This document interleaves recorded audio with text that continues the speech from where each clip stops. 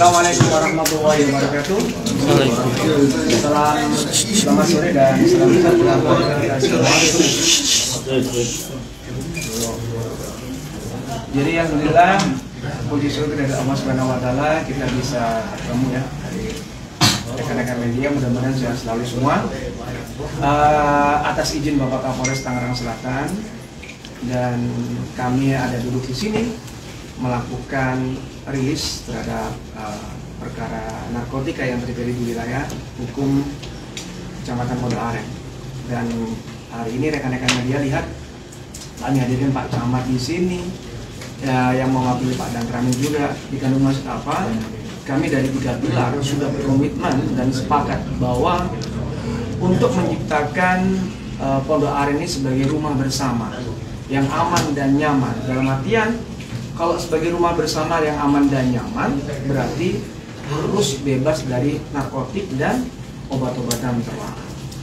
Baik, mungkin bisa saya mulai untuk rilis sore ini terkait dengan penyalahgunaan narkotika jenis sabu sesuai dengan pasal 114 subsidiar pasal 111 Undang-Undang Narkotika nomor 35 tahun 2009.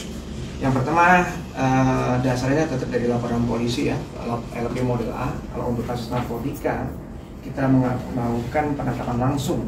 Jadi LP model A, LP nomor 12 garing A garing bulan Mei tahun 2004, Polsek Pondok Aren tanggal 25 Mei. Kejadiannya ini hari Sabtu tanggal 24 Mei, sekira pukul 22 atau jam 10.50 dari jam 11. TKP tempat kejadian perkaranya di Jalan Puskesmas Pondok Aren, RT 2 RW 1 di Kelurahan Pondok Aren, Kecamatan Pondok Aren. Pelaku ini yang ada di belakang nih. Pelaku yang kita amankan adalah saudara AA. Terus barang buktinya yang bisa rekan-rekan saksikan saat ini nih, yang bisa rekan-rekan saksikan barang buktinya, barang bukti dari tersangka AA ini 5 klip plastik yang berisikan narkotika jenis metamfetamin sabu seberat 1,16 gram ya. Terus ada juga plastik kecil nih warna biru dan gulungan kertas uang tunai 2000 nih. Modus operandi yang dilakukan saudara AA ini, ya kan, yang bersangkutan adalah kuda atau kurir dari pemain-pemain BD-BD yang ada di wilayah Jakarta ya, dan Tangerang. Tugasnya si AA ini menjemput atau mengambil sabu ya. Saat itu sabunya ada di Cengkareng, Jakarta Barat. Dia mengambil sabu sama seseorang yang tidak dikenal oleh dia. Itu atas suruhan siapa? Atas suruhan si P, DPO nih. Ini orang Pondok Aren juga nih. Si P ini orang Pondok Aren, sebesar 50 gram. 50 gram itu lumayan banyak gitu, untuk bisa dipakai banyak banget itu. Lanjut dari sabu tersebut, setelah diberikan oleh si P ini, diambil oleh si A ini, langsung diberikan oleh P, diberikan ke P di tempatnya si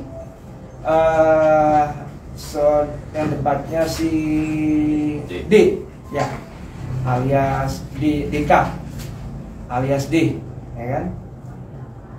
Sabu yang 50 gram itu dipecah di situ, di rumah kosong yang ada beralamat di Gang Said Mian itu, yang di Kelurahan Pondok Aren RT 03 RW 1 itu. Selanjutnya, pelaku juga selain menjual itu juga pemakai juga. Di tempat yang sama, di tempat yang rumah kosong itu, yang kemarin kita hari Sabtu kita datengin, itu yang bersangkutan juga melakukan pemakaian bersama dengan si A make, sama si D, sama si DK, sama si P, sama si Dwi, bareng ada di situ. Baik, selanjutnya proses pengambilan barang atau sabu itu dilakukan pada hari Jumat. Nah, Jumat tanggal 24, si A ngambil sabu di Cengkareng. Lanjut, setelah kita lakukan interogasi terhadap si A ini, pelaku yang ada di belakang ini, pelaku menyampaikan bahwa yang bersangkutan itu mengambil barang, ya, mengambil barang diserahkan di rumahnya si D ini, si D yang depo ini di situ. Saat itu juga petugas tim Posnal mengarah ke rumah kosong itu, ya, yang awalnya diakui oleh si AA itu ada rumahnya si D yang si depo ini. Saat itu juga kami sana pukul 11 malam. Mengingat di rumah si D ini kosong, langsung kita balik kanan. Rumah itu dalam keadaan sepi, kosong. Selanjutnya saat tim melakukan pengembangan kasus kembali ke rumah si P dan ke rumah si Dwi, dan belum kita dapatin. Semua kita lakukan jadikan DPO. Termasuk pada saat itu juga setelah kita mengetahui di rumahnya si D atau DK ini kosong, kita balik kanan. Saat itu juga yaudah kita balik kanan dulu, di cooling down, di Mako kembali. Mungkin itu aja rekan-rekan yang bisa saya sampaikan. Pak, terkait penemuan mayat yang di Toron itu Pak, ini dia itu sebenarnya siapa Pak? Termasuk yang DK itu? Bagaimana apa termasuk itu gimana? Baik, jadi gini rekan-rekan, kami memegang asas praduga tak bersalah, ya kan? Pada saat terjadi penemuan mayat yang diketahui pada saat hari Senin, ya. Hari Senin tanggal 27 Mei dilaporkan ke kami itu jam 17.30-an, jam setengah 6 dari Pak RT melaporkan. Kenapa? Pak RT langsung melaporkan, jadi gugus rentang kendali di 3 pilar ini sudah berjalan. Hampir 3 pilar setiap minggu kita sudah lakukan Pak Camat, Pak Danamil lain. Jadi gugus rentang kendali RT ke Babinsa, ke Babin, Kamtipmas itu berjalan. Saat itu juga kita datangin. Dan pada saat itu juga kami belum tahu awalnya siapa ini orang ini. Kok tiba-tiba ada di Toron. Saya sudah sampaikan Pak Camat. Kami nggak bisa menduga siapa dia. Makanya pada saat dilakukan proses evakuasi terhadap mayat yang ada di dalam itu, kita mengalami waktu cukup lama, mungkin 3 jam setengah itu, dari mulai jam 6 sampai jam setengah 11 waktu itu. Sampai proses evakuasi kita bawa ke rumah sakit Polri Kramat Jati, dan pada saat malam itu pun ada salah satu keluarganya datang, ya kan, datang dengan identik tato yang ada di punggung. Dia mengakui, Pak, itu adalah saudara saya. Oke Pak, nanti dulu kami harus melakukan identifikasi terhadap mayat tersebut dan bersama tim Inafis Mabes Polres Tangerang Selatan. Sampai juga atas persetujuan dari keluarga kita melakukan otopsi, pemeriksaan visum luar dan dalam di Rumah Sakit Polri Sukanto Kramat Jati. Selanjutnya mengingat sudah ada kesepakatan persetujuan dari keluarga dan sudah kita bawa ke sana, hari Selasa sekitar pukul 13 siang itu dilakukan otopsi oleh dokter Rumah Sakit Polri Kramat Jati dan diketahui identitas dari orang yang diketemukan di Toron tersebut. Ya. Yang pertama, jenazah tersebut berjenis kelamin laki-laki dan sesuai dengan identitas yang ada diketemukan di TKP, ya, KTP-nya. Terus yang kedua, kondisi mayat itu dan pakaiannya itu dalam keadaan basah.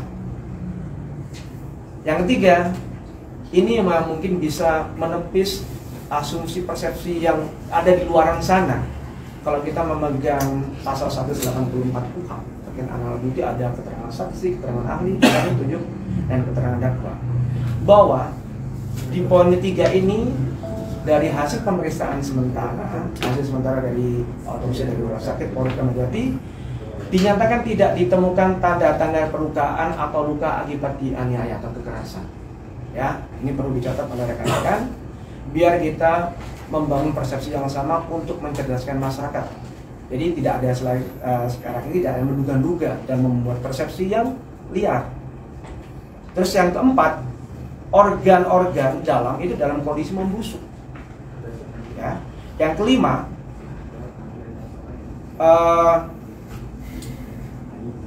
ini untuk melihat apakah orang tersebut akan dinyatakan mati tenggelam, masih dalam air, ataupun hipoksia atau identitas air.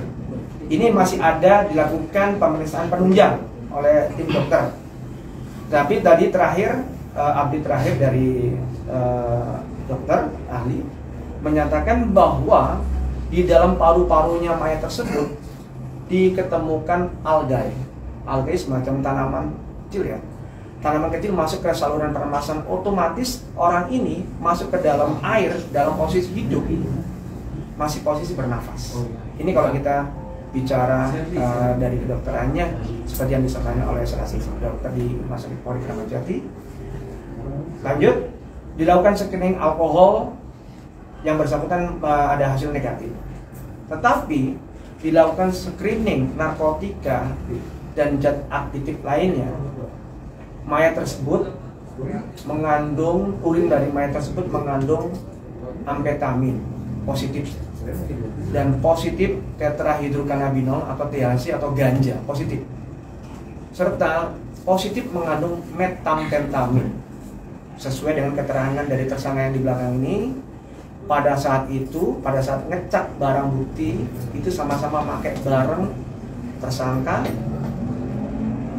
termasuk si DK ini, termasuk si D, si Dwi, dan si P sama-sama pakai di rumah tersebut. Ya automatically urinnya masih mengandung zat narkoba.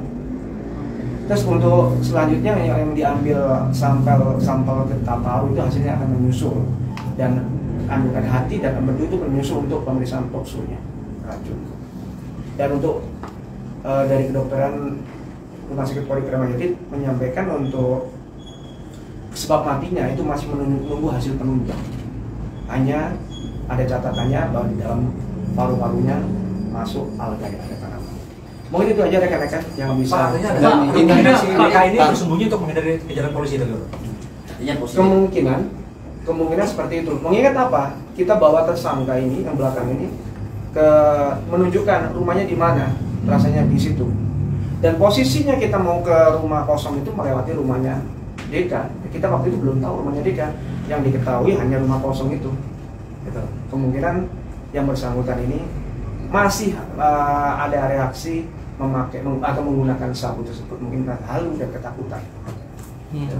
Pak, DK itu berarti sebagai kurir juga kah, atau bandar, atau hanya pemakai Pak? Bandar.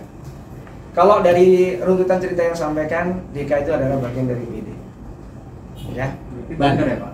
ya, Ya, ya kandungan yang masuk di dalam tubuhnya dia itu lumut atau apa? algae kan lumut. Algae, ya, itu ada sampai kalau ada algae yang kayak gitu kan berarti ada ya Air semua masuk. bernapas, air masuk. Mungkin itu aja rekan-rekan Dan yang korban bisa sampaikan. residivis ya Dan ya? Siapa? Si korban yang meninggal itu residivis ya? Nanti kami akan meriksa lebih lanjut karena akan kita buatkan berita acara kembali. Dan menunggu hasil dari berita acara ahli dari kedokteran Rumah Sakit Polri Kramat Jati. Kalau Maksudnya tadi artinya Bu, dari kasus yang sama dari tersangka sebelumnya. ini dengan yang jenazah yang ditemukan itu adalah masih dalam satu rangkaian. Rangkaian. Ya. Jadi masih ada dalam rangkaian peredaran gelap narkotika. Dan izin, kalau berdasarkan pengakuan AA kepada polisi, sudah jalanin bisnis narkoba ini sejak kapan gitu? Dia dan AA atau dia dan Depoy? DK. Dia jaringan narkoba sudah beberapa kali, ya sudah beberapa kali. Nanti kita akan lebih lanjut karena hubungan terakhir komunikasi terakhir antara si DK dengan dia ini pada saat hari Jumat itu. Pak, berarti dia masuk Toron itu kemungkinan ada kemungkinan setelah selesai itu nggak Pak? Setelah selesai bagi-bagi barang itu? Ya iya jelas dong. Jelas. Jadi selesai bagi-bagi barang. Karena kita ada ke sana, turun ke sana, tim Osnal melakukan atas keterangan dari yang bersangkutan, dapat barang dari mana dan di mana, kita langsung sasar ke situ. Berarti memang tujuannya adalah untuk menggerebek si korban yang dalam Toron ini Pak? Kita akan mengamankan DPO yang lain juga, bukan hanya dia mengamankan itu. Pak, infonya itu jaringan narkoba dari lapas atau gimana? Ya, dari salah satu lapas. Nanti akan kita kembangkan lagi dengan satu lagi lah. Lapas mana Bang? Jaringan Tangerang atau lapas Kambangan Bang? Lapasnya Lapas mana ya bang? Ada salah satu lapas. Nanti kalau kita sebutkan nanti Mancing. janganlah. Tapi masih wilayah Tangerang bang ya? Bukan. Ya. Oke, cukup ya. Oke. Kalau si itu bukan sebagai pengendalinya ya Pak? Si Depok DKDK ini. Termasuk pengendalinya dong, dan dia yang ngatur juga. Kan beda kan. Berarti barang semua dari lapas itu dia dulu Pak? Ya, semua diserahkan di dia, di situ. Jadi masih ada 15 cing itu yang belum ketangkep nih. Kan di Apa situ. sudah dilakukan pemeriksaan juga Pak? Sudah, kita kalau pemeriksaan. Oke, cukup. Misalkan pasalnya Pak? Pasal 114 dan subsidiar pasal 112 kemarin. 114 itu adalah mengedarkan kepemilikannya dan barang itu pendapatan. Pak, kalau barang bukti yang didapat sama si ini berapa banyak Pak? 2G. 1 gram 16 karena dia ini upah, sebenarnya upahnya dia ini adalah upah dari ngambil barang 50 G yang di Cengkareng. Upah dari si DK ini Pak? Upahnya dari dari jaringan dia. Kan ini jaringan DK itu, dan DK itu ada si P, ada si Dewi, itu ada jaringannya. Berarti upahnya ini dijual lagi ya Pak? Yes. Sudah. Oke. Oke. Pak terakhir mungkin pas penemuan si DK ini atau mayat ini ada temuan narkoba di dalam kantongnya atau Tidak ada kemarin, tidak ada. Di rumahnya sempat digeledah. Saat ini kita masih inilah kayak kamu ya. Barang bukti Pak, pegang Pak, barang bukti Pak. Oh iya, kayak banyak. Jangan bangun, Pak. Jangan bangun.